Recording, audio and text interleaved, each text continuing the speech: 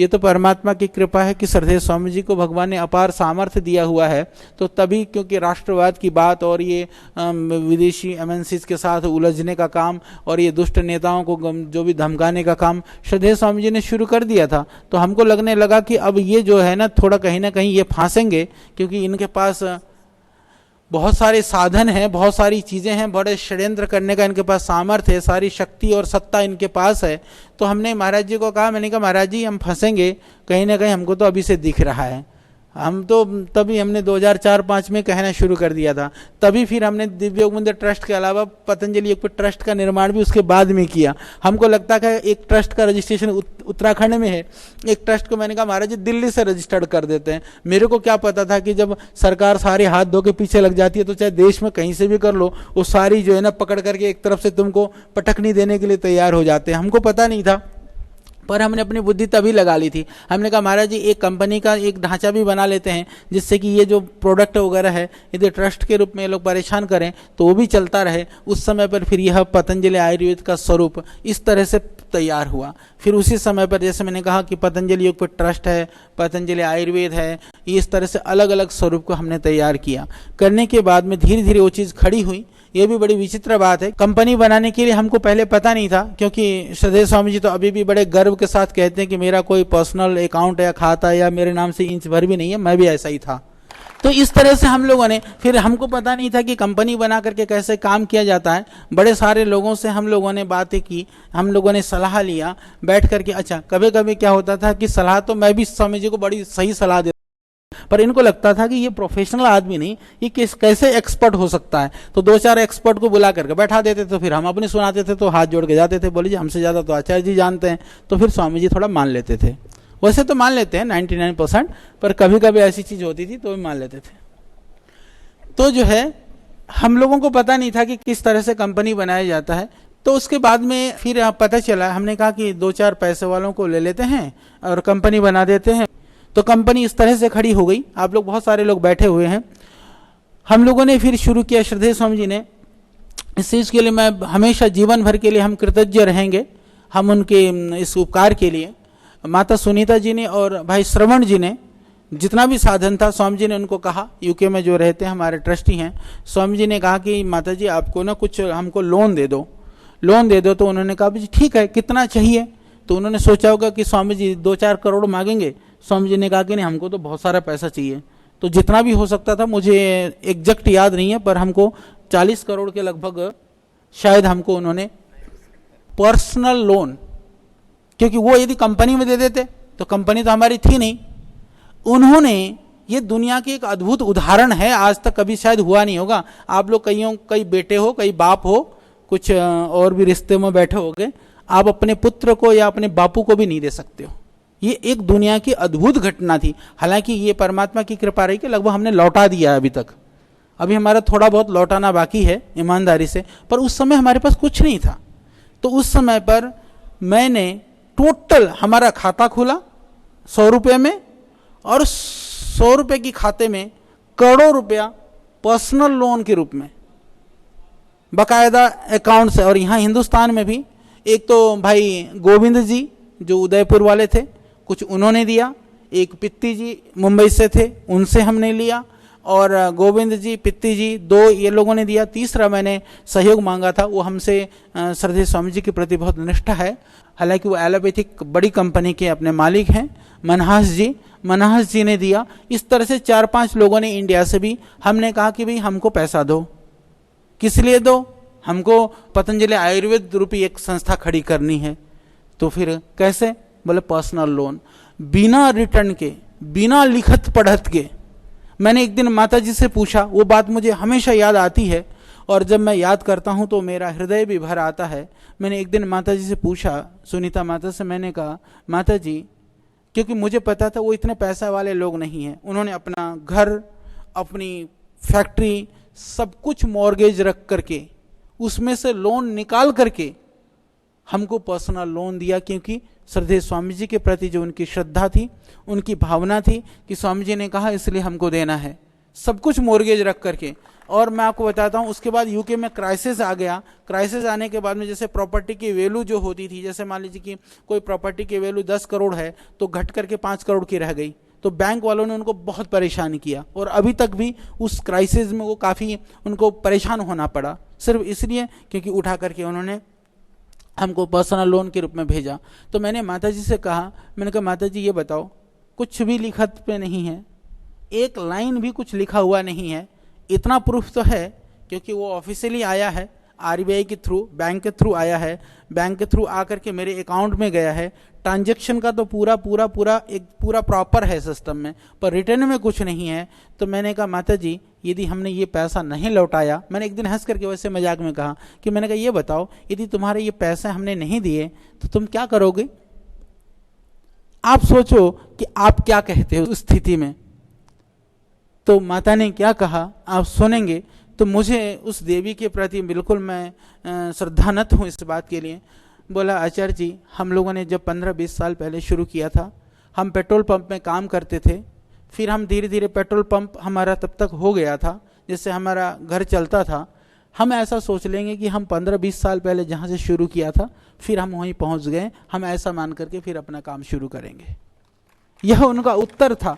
इस तरह से ये पतंजलि आयुर्वेद का जो नींव है वो वहाँ से प्रारंभ होता है। जब मेरे पास इतनी पर्सनल लोन आया, उस लोन को मैंने कंपनी में डाला, कंपनी में डालने के बाद में बाकी हमको बैंक से इंटरेस्ट पे लोन मिल गया। हालांकि काम चल रहा था, भगवान की दया से उसी लक्ष्य को, उसी भावना को लेकर के हम लोग शुरू कर रहे थे, बढ़ रहे थे। तो हमको लगने लगा, मैंने स्वामी जी को 1-2 बार कहा भी, मैंने कहा महाराज जी यदि मैं मर गया ना तो मुझे लगता है कि इतना जो ऋण कर्ज मेरे सर पर है ना, मैंने कहा ये अगले जन्म में चुकता करने के लिए मुझे आना पड़ेगा। तो कभी कभी लगता था, क्योंकि पर्सनल लोन कभी हमने कोई पैसे का इधर उधर नहीं किया। 70-80 करोड़ लेकर के एक आदमी बैठा हो और धरती में, मुझे लगता है कि इतना बड़ा पर्सनल लोन न किसी ने किसी से लिया होगा, न किसी ने किसी को दिया होगा, न कभी कोई किसी को देगा भी। ये बड़ा एक विचित्र काम था। तो वहाँ हम कैसे कह सकते हैं कि हम काम कर रहे थे? ये सारी जो सिचुएशन है, सारी जो घटनाएं हैं, उन लोगों का मिलना। अब माता जी भी क्योंकि अचानक शिविर में मिली थी स्वामी जी को, कोई ऐसा कोई परिचय पहचान भी नहीं था। हम जानते हैं कि 2004 में शायद यूके में मिले थे वो, 4 या 5 में, उससे पहले नहीं जानते थे, उस परिवार को भी नहीं जानते थे। और बड़े बड़े सेठ, पैसे वाले भी बहुत है इस देश में भी, सब जगह पर हैं, पर यह कोई कल्पना नहीं कर सकता है कि इस तरह से भी कोई चीज़ें हो सकती हैं। उसके बाद में यह काम शुरू होता रहा धीरे धीरे धीरे धीरे, और आज इस स्वरूप में खड़ा हो गया। और यह सही बात है कि इतनी बड़ी कंपनी खड़ी होने के बाद में भी उस कंपनी में से एक भी पैसा व्यक्तिगत प्रयोग के लिए, क्योंकि तो मेरे नाम पर यह ज़्यादातर, तो मान लीजिए मैं तो कुछ प्रयोग करता नहीं, ना मुझको चाहिए, स्वामी जी को पता है। स्वामी जी कई बार हमारे पीछे लगे रहते हैं कि गाड़ी में खराब गाड़ी लेके घूमते हो, एक्सीडेंट हो सकती है, ठीक गाड़ी रखो, ये रखो। मैं कहता हूँ महाराज जी मेरे को ज़्यादा करोगे तो मैं साइकिल में आ जाऊँगा। सच मानिए, एक चीज़ के लिए मुझे कम से कम गर्व है, मुझे दुनिया की चीज़ नहीं चाहिए। बाकी मेरे अंदर बहुत दोष हैं, अवगुण हो सकते हैं। आप लोग भी, कई लोग सोचते हैं कि आचार्य जी कठोरता से बात करते हैं, और मैं ढीला हो गया ना तो महाराज जी की दयालुता से तो फिर ये जो होता है वो आपको पता है। तो ऐसा है, वो जो थोड़ा कठोरता का ठप्पा भी अच्छा ही लगता है ना, क्योंकि आप कोमल हो और बाहर से कठोरता का आवरण हो तो आपकी सुरक्षा बनी रहती है।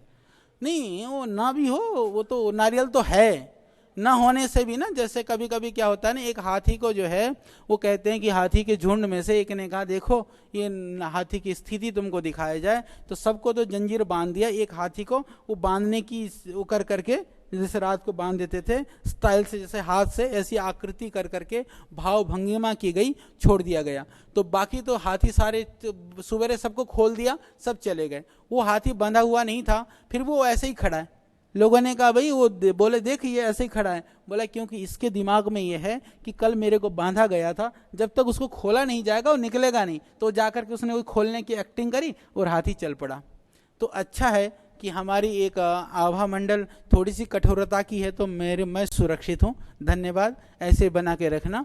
तो बात तो ये है कि जो है उसके बाद में ये स्थितियाँ 100%, इसीलिए श्रद्धेय स्वामी जी ने जो बात कही थी, वर्ल्ड के नंबर 1 हम इसलिए हैं क्योंकि परमात्मा की कृपा से आयुर्वेद की जड़ों से लेकर के भारतीय संस्कृति, मूल्य, परंपरा के साथ साथ में मॉडर्न और एडवांस टेक्नोलॉजी तक हमारी सोच, पहुंच और हमारी दृष्टि है।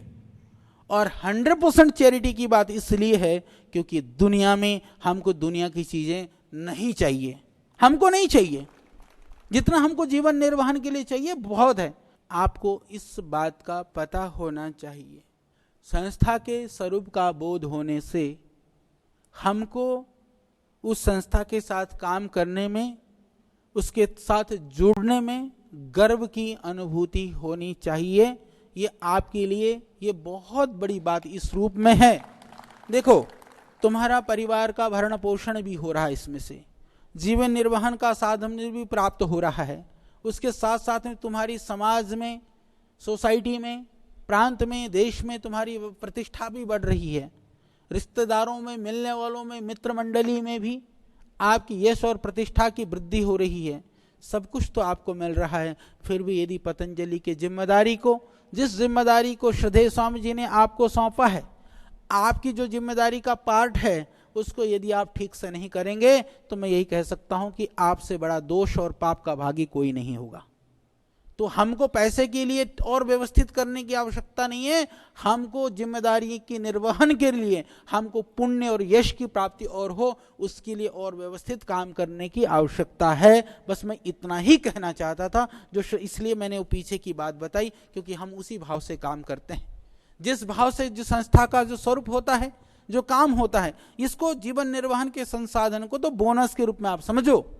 देश के हमारे वीर शहीद, क्रांतिकारी महापुरुष जितने भी हुए हैं, क्या उन्होंने जब अपने फांसी के फंदे पर झूलने के लिए गए थे, उन्होंने ये सोचा था कि मेरे बीवी बच्चों का क्या होगा, मेरे परिवार वालों का क्या होगा? जब वो दर दर की ठोकरें खा रहे थे, घास फूस की रोटियां खा रहे थे, जंगलों में विचरण कर रहे थे, क्या उन्होंने सोचा था कि मेरे परिवार का और मेरे रिश्तेदारों का क्या होगा? कभी किसी ने नहीं सोचा था। उनके सामने सिर्फ राष्ट्र था, सिर्फ संस्कृति थी, सिर्फ हमारी परंपराएं, मूल्य और आदर्श थे। और आपको जीवन निर्वहन और परिवार के साथ सुख और आनंदमय जीवन व्यतीत करते हुए उन आदर्श और मूल्यों की पूर्ति के लिए यदि आपको अवसर मिल रहा है, तो यह आपके लिए बहुत बड़ा सौभाग्य की बात है। यह सौभाग्य को अपने हृदय में सततः अनुभव करना आपका काम है। जितने भी जेडएम भाई बैठे हैं, नौकरी तो तुम कहीं भी कर सकते हो भाई। तुम्हारे अंदर टैलेंट है, प्रतिभा है, सामर्थ्य है, किसी भी एमएनसी में जाओ, कुछ भी बेचो, कुछ भी करो, नौकरी कर सकते हो। पर दारू बेच करके, बाकी एमएनसीज को पुष्पित पल्लवित कर करके राष्ट्र के गौरव को कभी नहीं बढ़ा सकते हैं। यह फर्क है पतंजलि में और औरों में। हमको यही करना है कि हम फर्क क्यों हैं। हमको सारे काम जो कुछ भी कर रहे हैं, आप ये सोच करके मत करिए। आप ये सोच करके, ना तो आप वितरक हैं, ना आप सुपर डिस्ट्रीब्यूटर हैं, ना आप कोई हमारे जेडएम और एसएम या कुछ भी हैं। हमको ये सोचना है कि भगवान ने जो साधन दिया है, जीवन का निर्वहन तो होता रहेगा। ये राष्ट्र निर्माण का इतना बड़ा जो यज्ञ है, जो श्रद्धेय स्वामी जी के नेतृत्व में चल रहा है, तो इस काम में हमको कंधे से कंधा मिला करके आगे पहुंचाने के लिए हम किस तरह से काम कर सकते हैं, इस भाव से हमको काम करना है। मैंने देखा है लोगों में जो श्रद्धा और भावना, उस श्रद्धा और हम भावना को हम उसकी कोई कीमत नहीं दे सकते हैं। बड़ा सा पतंजलि के गेट में मैं देखता हूं प्रतिदिन सैकड़ों लोग ऐसे होते हैं, उस जमीन पर जैसे किसी मंदिर में प्रवेश कर रहे हो, हालांकि अंदर कोई मंदिर नहीं हो, तो चिकित्सालय है, वहां माथा टेक करके, माथा झुका करके तब अंदर जाते हैं। जब वो दवाई और सामान खाते हैं तो वो सामान और प्रोडक्ट की तरह नहीं, देश के लाखों लाखों भाई बहन इस रूप में खाते हैं कि श्रद्धेय स्वामी जी ने हमारे जीवन की रक्षा के लिए, हमारे जीवन के स्वास्थ्य के लिए बहुत अच्छी चीज बनाई है, वो प्रसाद की तरह से उस पदार्थ का सेवन करते हैं। ये कितनी बड़ी बात है। ऐसा कभी दुनिया में हुआ है? कभी नहीं हुआ है, ना कभी होगा। हमको, हमारा सौभाग्य है कि हमको उस अभियान का एक पार्ट बना करके भगवान ने भेजा। तो यदि हम अपने पार्ट को, अपने रोल को ठीक से अदा नहीं करेंगे, अपने जीवन को ठीक से उस कार्य के लिए नहीं लगाएंगे, तो ये हमारा सबसे बड़ा दुर्भाग्य होगा देश के अंदर। क्षमा करिएगा, मैं तो अपने लिए इस बात को कहता हूं और आपके लिए भी ये बात कह सकता हूं कि हमसे 30 मार्का बहुत है इस देश के अंदर। तो सबको मौका तो नहीं मिला सुपर डिस्ट्रीब्यूटर्स और डिस्ट्रीब्यूटर बनने के लिए। क्षमा करिएगा, बहुत लंबी चौड़ी इतनी लिस्ट है। वो कहते हैं जी कुछ भी ले लो, कुछ भी लगा लो, कितना भी ले लो, हम सब कुछ करेंगे। भगवान ने आपको क्यों चुना? शायद भगवान आपसे काम कराना चाहते हैं, इसलिए भगवान ने आपको निमित्त बनाया। यदि उस कार्य को नहीं किया तो आपसे बड़ा दुर्भाग्यशाली कोई नहीं होगा। मैं भी यही सोच करके 24 घंटा काम करता हूं कि भगवान ने हमको जिम्मेदारी दी है। हम जवाबदेह दुनिया के लिए नहीं है, हम जवाबदेही भगवान के लिए है। भगवान की जवाबदेही जो है ना, वो 2-4 परिवार के लोगों की जवाबदेही से, समाज की जवाबदेही से बहुत बड़ी जवाबदेही होती है। इसलिए हम काम करते हैं कि प्रभु ने इस बार तो हमको मौका दिया है, कि भगवान वो मौका हमसे छीन न लें, इसलिए हम लग करके काम करते हैं। इसी भाव से आप भी जीना। तो ये पतंजलि आयुर्वेद, यह देश बहुत बड़ा है, विशाल समुद्र है, इसके अंदर लोगों की भावनाएं भी अपार हैं, लोगों का संवेदनाएं भी अपार हैं, और उनके जीवन निर्वहन के लिए यदि शुद्ध साधन और कम मूल्य पर यदि हम उनको उपलब्ध कराते हैं, तो मैं समझता हूं कि इससे बड़ा पुण्य का भी कोई काम नहीं है। ये सबसे बड़ा पुण्य का कार्य है, तो इसको हमको कर करके दिखाना है। और इसके बाद में जो इससे साधन आएगा, यदि पतंजलि आयुर्वेद या पतंजलि योगपीठ थोड़ा से उसके अंदर साधन इकट्ठे होंगे, तो श्रद्धेय स्वामी जी तो साधन आने से पहले से योजना बना करके बैठे रहते हैं, योजना बना करके घूमते रहते हैं, क्योंकि इतने सारे आचार्य कुलम खोलना है, ये विश्वविद्यालय का भी भवन बनाना है, इसका अभी ये काम करना है, तो वह कार्य ज़्यादा बढ़िया ढंग से चलेगा।